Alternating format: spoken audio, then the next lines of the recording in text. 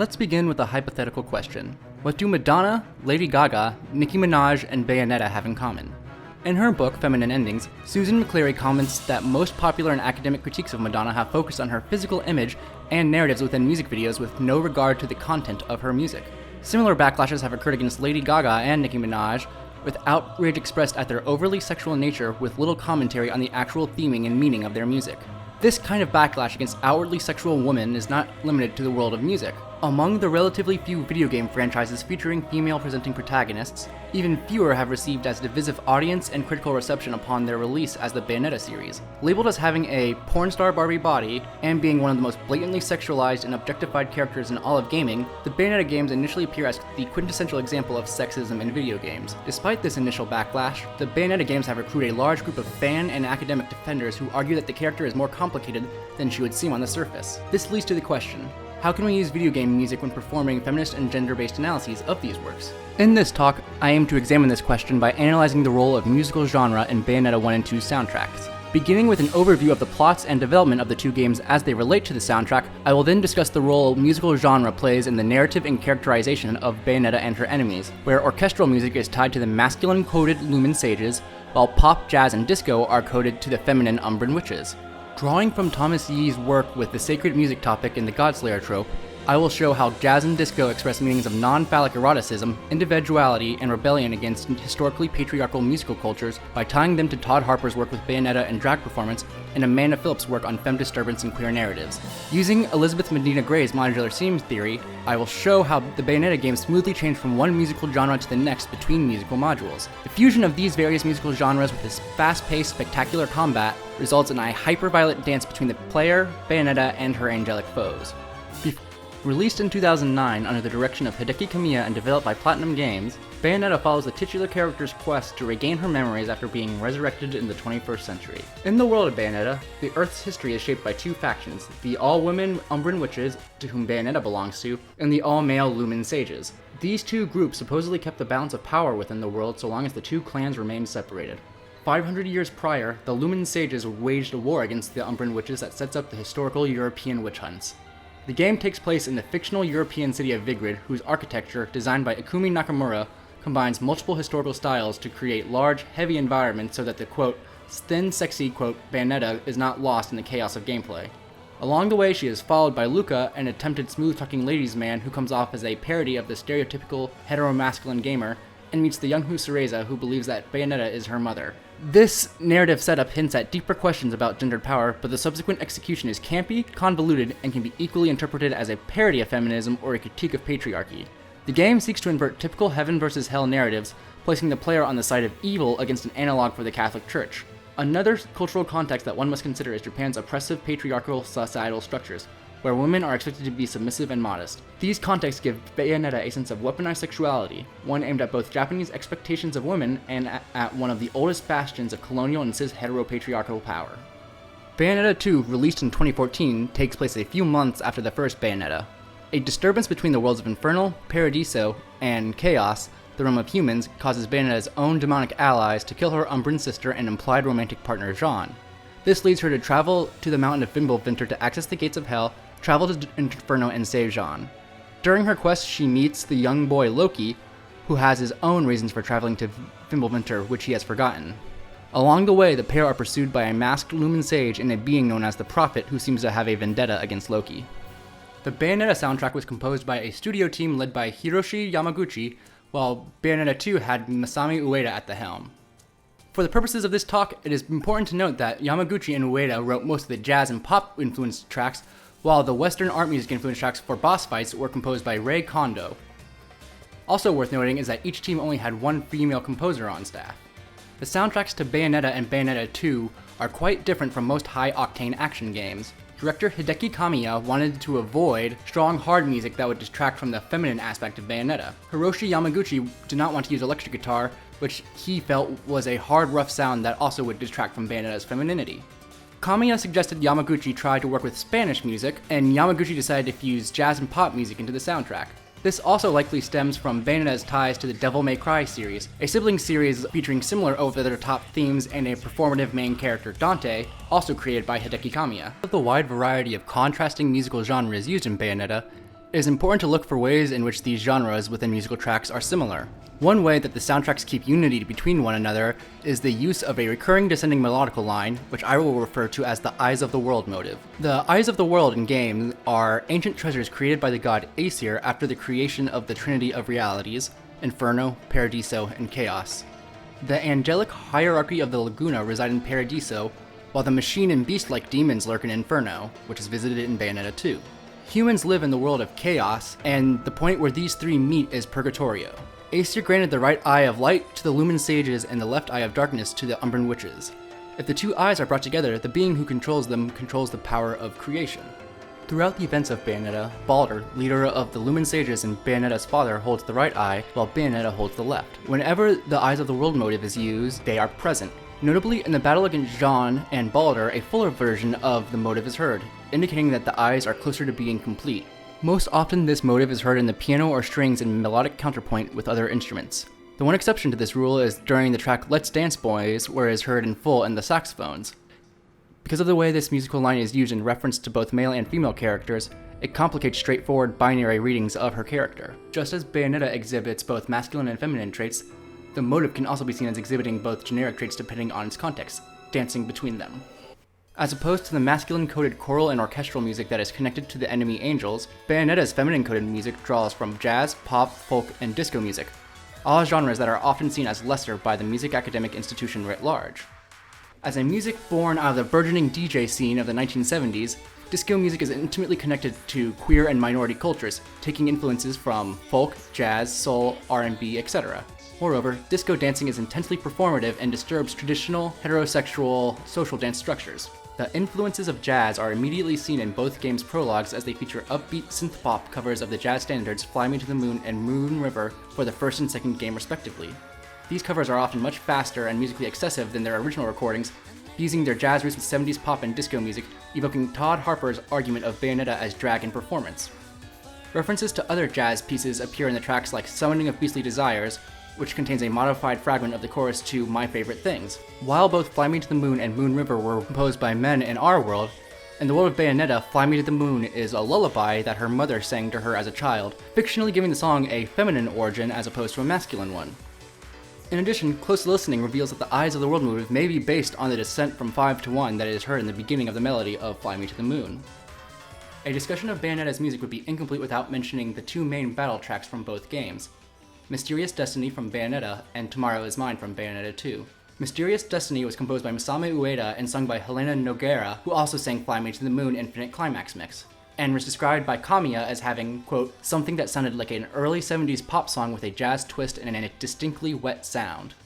The line, "Girl, when you fight, it looks like a dance," defines the combat aesthetic of Bayonetta, where movement is more about grace and elegance as she performs brutal, over-the-top torture attacks and summon giant demon fists made of her own hair to pound fountains of blood out of her angelic foes. In her book Gamer Trouble, Amanda Phillips argues that Cereza initially reads as constraining Bayonetta to the role of mother and caretaker, which Bayonetta takes chagrin to. Towards the end of the game, it is revealed that Cereza is Bayonetta's childhood self, shifting the meaning of their relationship from one of reproductive futurity to radical self-care. From this lens, the narrative of Bayonetta is one of upsetting patriarchal structures and gaining agency within the world. The lyrics of the song also reflect the general narrative arc of the game, where she finds the victory at hinted in the song after overcoming her father and the patriarchal god of the Lumen Sages. Moreover, this second-person perspective allows for readings of the music as directed towards the young Cereza. Sung by Keely Bumford, who also sang Moon River in Bayonetta 2, Tomorrow Is Mine is an upbeat and fun song of self-love. Unlike Mysterious Destiny, the lyrics of Tomorrow Is Mine are in first person, showing how since the first game, Bayonetta has taken control of her destiny and the future is hers to control. Indeed, the lyrics of Bayonetta 2 point to her as having her own agency within the world, and that anyone who tries to stop her better hide. Let's pause here for a brief diversion. Excess and performance are key to analyzing Bayonetta through the lens of drag. The Bayonetta games feature larger-than-life enemies and music, therefore Bayonetta must respond with equal bombast. Combat in Bayonetta is as much about showmanship or showwomanship as it is about skill. At her core, Todd Harper knows that Bayonetta is a performer. Her fighting style is based on dance-like movements, and they are filled with excess. In addition to the excess involved in Bayonetta's movements, her voice actress Helena Taylor sports an exaggerated and playful posh British accent, evoking similar exaggerated accents used in drag performances. The Bayonetta games are quite difficult, grading your performance not just on how often you vary up your attack combinations, but on whether you had to restart the fight, use items, and even lose health.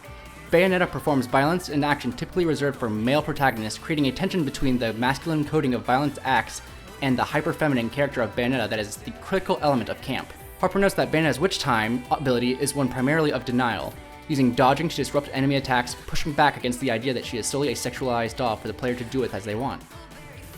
In addition to her Witch Time abilities, Bayonetta can taunt other enemies, which will increase the player's combat score while also making the enemies attack more often and for more damage. This taunting reinforces Bayonetta's weaponized sexuality. Amanda Phillips describes Bayonetta's weaponized sexuality as an example of what Misha Cardenas calls femme disturbance. Femme disturbance is the tendency of femininity to disrupt phallic power structures through its own excess. Rather than reclaiming a feminine figure for progressive ends, femme disturbance disrupts simplistic conceptions of agency and resistance to open the door to recognizing how systems might be changed from within. Femme disturbance, like Dragon Camp, uses excess to empower and disrupt. In the case of Bayonetta, the melding of ultra-violence with feminine-associated music and sexualized dance movements also gives power to one of society's most maligned groups, the sex worker. From the beginning of the game, the angelic members of the hierarchy of the Laguna are coded as being of the patriarchal heritage of Western art music and the Catholic Church. Scattered throughout the game are angelic hymn gold LPs, special vinyl records that contain the crystallized voices of angels. Bayonetta can trade these LPs with the character Rodin, who uses them to capture powerful demons and turn them into the various weapons Bayonetta uses to dispatch enemies. Each time Bayonetta trades in a gold LP, a short player piano-style rendition of well-known pieces of Western art music are played while she waits. Composers like Beethoven, Schubert, Handel, Mozart, Chopin, and Wagner are represented in both games. Out of the composers used, only a select few are not German, reflecting the privileged and divine status that music academia has placed on these composers. Heinrich Schenker's philosophy towards the competition of tonal music is one of the most ready examples of this. The direct references to Western art music do not stop with the gold LPs. The music used for the final boss fight in Bayonetta and in a different track used for the penultimate boss fight for Bayonetta 2 feature references to well-known melodic patterns used in classical music, the Dies Irae and Handel's Hallelujah chorus. In his article Battle Hymn of the Godslayers, Thomas Yee uses musical semiotics to examine what he describes as the Godslayer trope. In a Godslayer narrative, the final boss or antagonist of the game world is its god or gods. He notes that many games featuring a Godslayer narrative involve the use of the sacred music topic as defined by Olga Sanchez-Quisaluska to signify the divinity of the game world's god. Sanchez-Quisaluska categorizes the sacred music topic as having expressive meanings related to solemnity and self-control, association with the divine, archaism and ancient tradition, and unite collective over the individual. Bayonetta utilizes the sacred music topic in its purest form when Bayonetta visits the realm of Paradiso. Similarly, whenever the low-ranking angel enemies are introduced to Bayonetta, a brief cutscene plays that ends with their name and rank. The music accompanying these angelic descents emulates the chorale style of the Baroque era. Yee largely associates many expressive meanings and musical factors related to individuality and personal expression with rock music, yet these expressive meanings also apply to jazz and disco music, making Bayonetta and Bayonetta 2 interesting case studies in the Godslayer trope. Yee focuses on the historical and cultural implications of the Godslayer trope and rock music within Japan's imperialistic history. However, the use of jazz and pop music for the main battle music in the Bayonetta games complicates the tying of rock music to the Godslayer trope, as many of the expressive associations related to rock music equally apply to that of jazz and disco. Richard Dyer, in his 1979 article in defense of disco, notes how rock music has been tied to the quote sexuality of the cock, while disco music allows for full-bodied eroticism. The use of disco-influenced music for Bayonetta highlights not only her place as a female character in opposition to male-based rock music, but as a queer character who moves between the extremes of jazz disco and Western art music, dominating the sterile, archaic sacred music with her excessive sexuality. Now that we have finished our overview of how Bayonetta and Bayonetta 2 use musical genre to shape narrative and character, how can we examine the interactions between music tracks of different or similar genres, and what can that tell us about the feminist and gendered readings of Bayonetta? One way to examine how the various components of a video game soundtrack interact is through Elizabeth Medina Gray's methodology of modular scenes. The soundtracks to nearly all video games consist of individual musical modules of varying length that can overlap with each other or replace each other depending on an internal set of rules and logic. By examining how these individual musical modules interact with each other, particularly when one module transitions to the next, an analyst can predict the various ways a game soundtrack can change depending on player input. We can map out modular systems using various components that indicate whether or not a module loops, its start and end points, what triggers the change between modules, etc. The combination of multiple modules produces scenes, which typically have two types, simultaneous and sequential scenes. To describe how well two modules fit in comparison to one another, Medina Gray introduces a methodology of determining a scene's smoothness or disjunction. The figure provided gives it the spectrum from smooth to disjunct and how common musical parameters, meter, timbre, pitch, volume, and abruptness are placed within that spectrum. As the contrast between the music of the boss fights in Bayonetta and her victory music initially seems quite stark, examining how smooth or disjunct the seams between these modules can highlight the disruptive and performative nature of both the music and the combat. On the subject of bosses, 4 of the main bosses of Bayonetta, the Audito, the highest ranking members of the hierarchy of the Laguna, explicitly tie themselves to the 4 cardinal virtues of classical Greek philosophy. Their names are given in Italian: Fortitudo, Temperantia, Justitia, and Sapientia.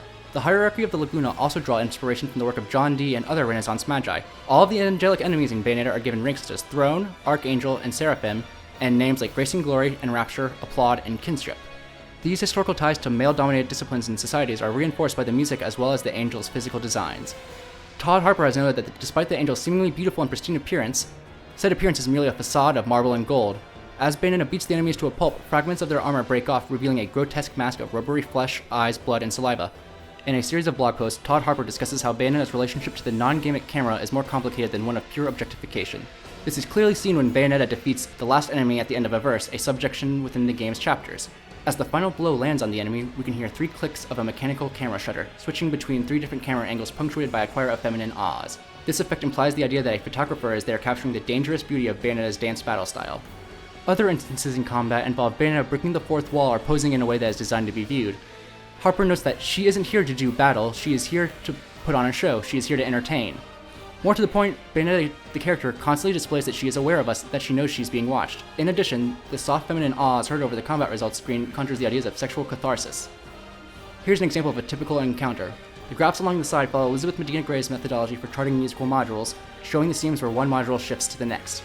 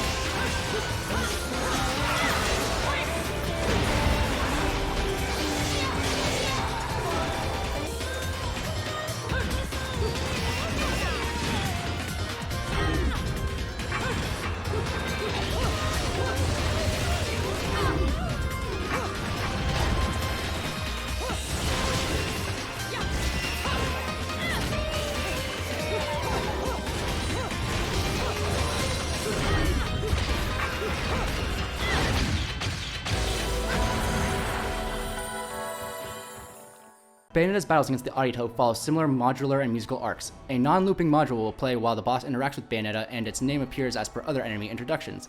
These are followed by the first phase of battle, where each Audito has its own signature looping musical track. These tracks consist of symphonic instrumentation in a style that melds cinematic scoring practices with those of Baroque, classical, and romantic music. When Bayonetta reduces the boss's final health bar to around 75%, the game will have a brief in-engine cutscene involving the boss beginning a last-ditch attempt to kill her, accompanied by the track Climactic Battle. This track also loops until Bayonetta finally reduces the boss's health to 0, where it will try one final attack that prompts one of the game's many quick-time events known as Climax actions. Successful timing of the button prompt initiates the next sequential scene leading to the final module of the boss fight, the track Let's Hit the Climax. The musical contact of Let's Hit the Climax also reflects the excess that occurs on screen during the climax sequences. It begins with a bright and ecstatic feeling of continual ascent, ascended by a disco-esque beat that leads into the equivalent of a musical coda, incorporating and remixing various melodic ideas from Bayonetta's main battle theme, Mysterious Destiny. The melodic fragments come and go in waves, largely sounding from the synth vibraphone and an instrumental dance with the synth brass line. The idea of climax is core to Bayonetta's identity, as can be seen by the use of climax actions and heard in the intense melodramatic music it used in boss fights. Amanda Phillips discusses how the sexual analogs of these sequences, as well as Bayonetta's torture attacks, produce the player's interaction with the game controller. These sequences involve repetitive button mashing, which don't mimic the rocking back and forth of penetration as in the God of War series, nor the Simon-like button matching sequences which Phillips claims codes heterosexual coupling as a complicated but routine sequence of moves, as in Quantum Dream's Heavy Rain. Rather, the motion invokes clitoral masturbation, particularly when considering a common strategy among gamers of placing the controller in the lap and using the index finger to mash the button as opposed to the thumb.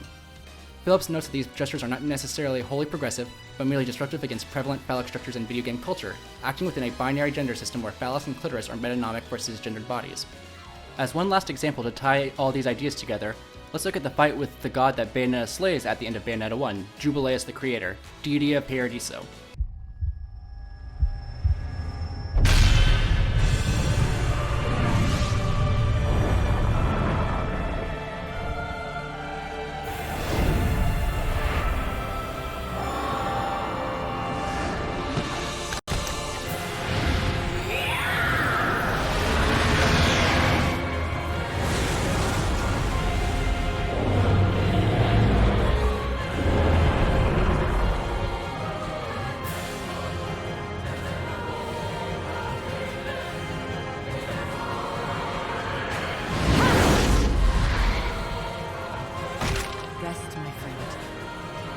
I'm off to get that black cat.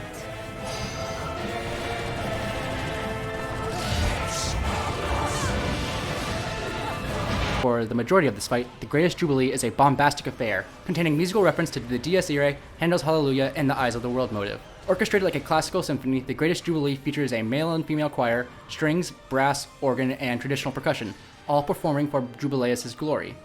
The fortissimo volume and driving tempo continue the blend of oppressive beauty that is tied to the highest-ranking angels, overpowering the dissonant flaws of the other Audito's themes with largely consonant harmonies. The music here is the ultimate example of cinematic symphonic excess, the voices of the choir seem to dominate their melody over the counterpoint of the Eyes of the World motive, with its origins in the Umbran Witches. Like the other...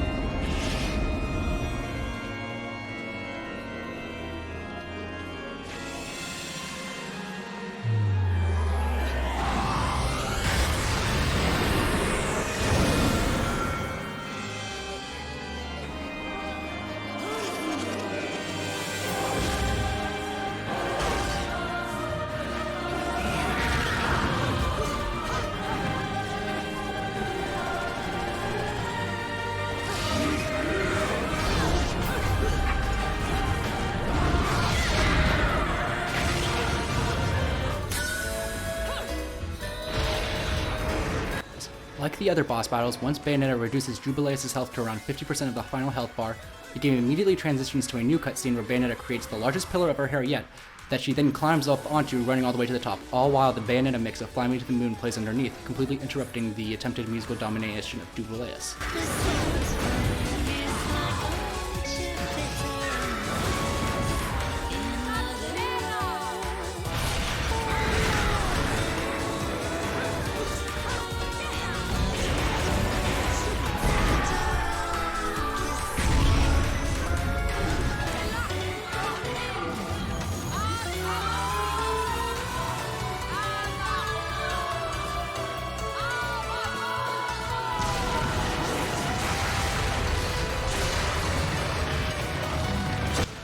Fly Me to the Moon continues to play until Bayonetta knocks Jubileus to the ground, initiating the climax action to end all climax actions, where she and Jean combine their powers to summon Queen Sheba. This sequential scene between Fly Me to the Moon and Let's See the Climax displays extreme smoothness, maintaining key similar tempos, dynamics, as well as timbre. This final sequence also lasts much longer than the other climax sequences, concluding with Queen Sheba performing a punch not measured in gigatons but infinitons, launching Jubileus, the deity of the patriarchal lumen sages, across the solar system into the sun, the stereotypical of masculine power. The sheer operatic melodrama of the entire operation is something only Bayonetta is capable of doing. As I hope this discussion has shown, video game music provides context within a game's story and characters that aids in interpreting them from a feminist and gender-based perspective. The explicit use of the sacred music topic in relation to abstractions of patriarchal power structures against the music commonly related to women and BIPOC communities creates an overarching narrative of these musics freeing themselves from the constraints of said power structures.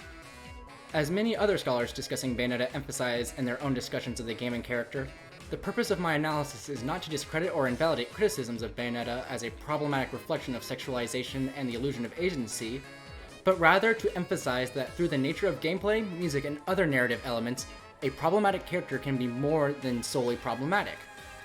As Amanda Phillips has pointed out, vectors of race complicate straightforward-appearing questions surrounding gender in feminist games. Bayonetta's whiteness and posh British accent affords her the ability to violently destroy the patriarchy in a way that is unique to white feminists. The use of jazz and disco music as the main roots for Bayonetta's music also reflect the troubled history of white performers appropriating music originated by BIPOC communities. While I featured it in the title of my talk, I will admit my discussion of Bayonetta 2 has been relatively sparse compared to Bayonetta. However, that is not to say that more work cannot be done with Bayonetta 2. Deeper examination of Loki and Lobster as representations of positive and toxic masculinity are worth merit, as well as deeper examination of the atypical portrayals of male characters within these games. While the Bayonetta games largely portray gender from a binary perspective, I cannot help but feel that non-binary and transgender readings of these games would produce even more fruitful analysis.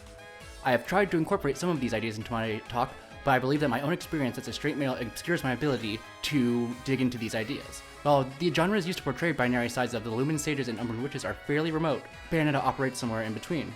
The recurrence of the Eyes of the World motive and the prevalence of the piano on both music of the Witches and the Angels also hints at Bayonetta belonging to neither the Umbran Witches nor Lumen Sages. This opens the door for further analysis of Bayonetta's character from a non-binary and transgender perspective. While Bayonetta 3 is currently stuck in development hell, we can only hope that soon we will have a third game to add to this one-of-a-kind series. Thank you.